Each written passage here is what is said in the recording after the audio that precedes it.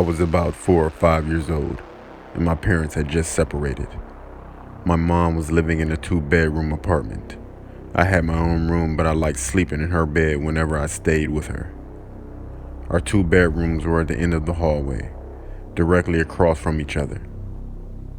Our apartment was on the first floor, and I remembered that it was in the middle of the summer and my mom had a window open in her room that was directly behind the bed, above the headboard.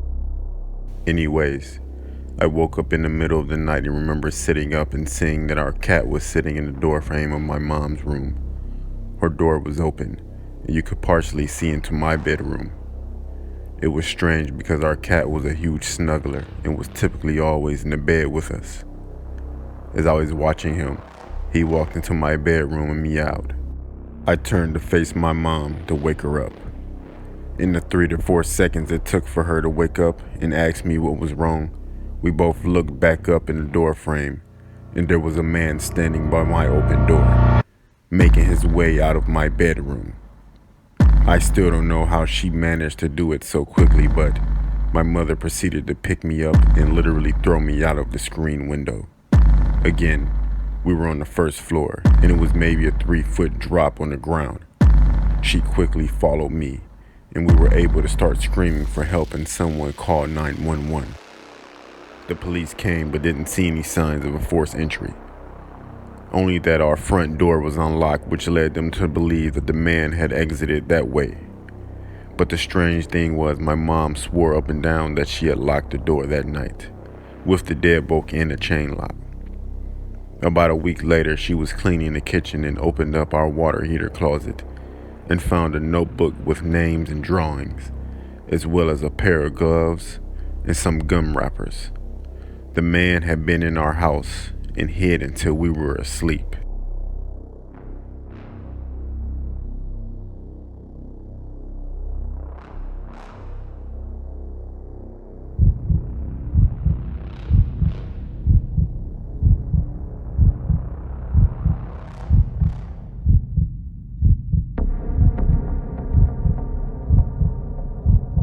I moved to my dad's when I was 10 and didn't know anyone in the area, except for the family my dad was friends with. It was a single mom with 3 kids. Luckily, there was a girl a couple of years older than me. We weren't close, but ended up having the same friends. One night, my friend Rob was hanging out with her and her younger brother.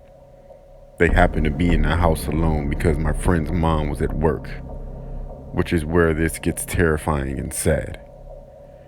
Her mother has been helping this one old lady, and she got to know her fairly well. She found out her sister was in a mental institution and was let out recently.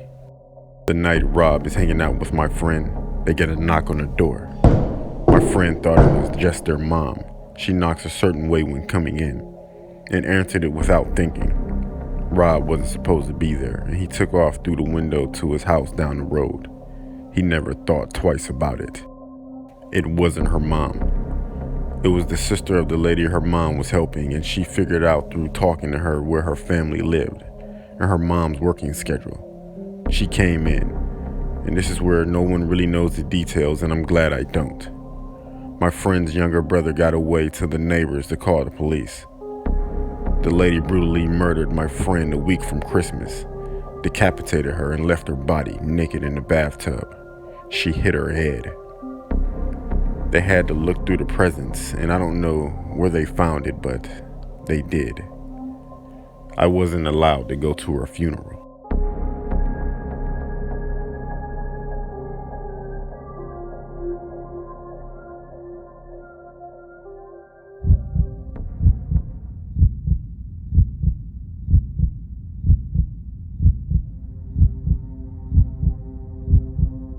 I was sitting in my room after getting off of work on the second floor. My little brother is downstairs watching TV and the dog is in the hallway outside my door sleeping. All of a sudden the dog starts making all kinds of racket, jumping around, barking, clacking nails, howling.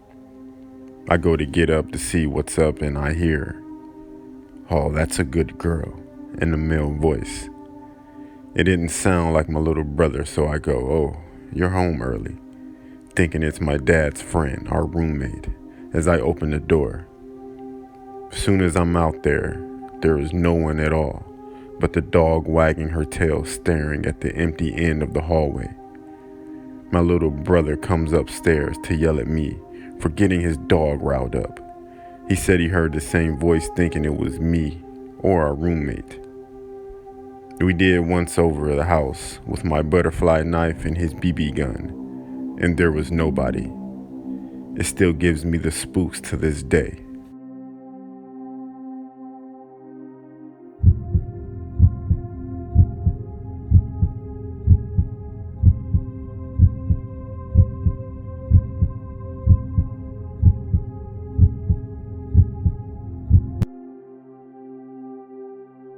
A few years ago, I was home alone at night.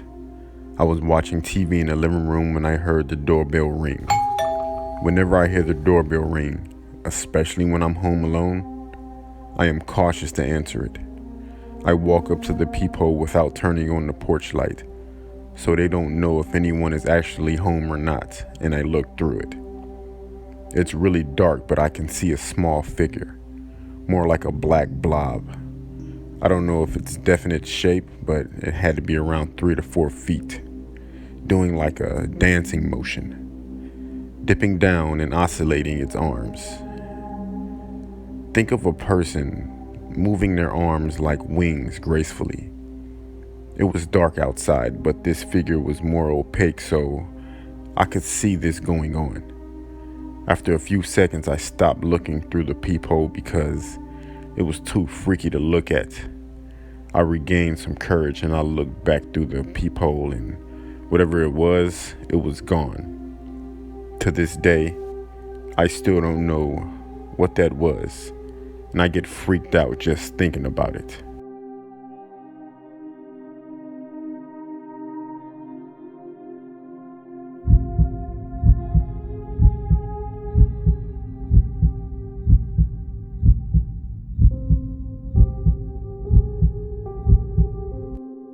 When I was younger, our elderly neighbor fell sick and had to go to the hospital.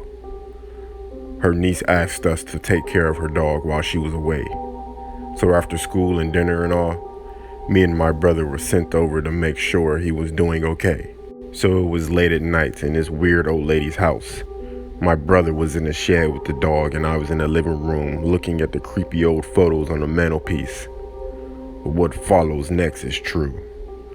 I heard the door creak open, and then a woman's voice called out the dog's name. I freaked out, turned around, and obviously there was nobody there.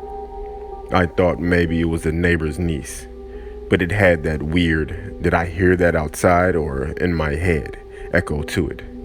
You know what I mean. So I also thought I was just letting the creepy house get to me. But then I went out to let my brother and the dog in. And he was freaking out too because he thought he heard a woman's voice inside the shed with him saying, "Oh, there you are." We both agreed the voice had that weird in your head sound to it, and were convinced that there were ghosts in this place, or maybe someone was messing with us. We left the dog in the shed, went home, and were greeted by a dad who told us a neighbor's niece had just called to say the neighbor passed away in the hospital a few hours ago. Till this day, we still think that someone broke in and they were messing with our heads.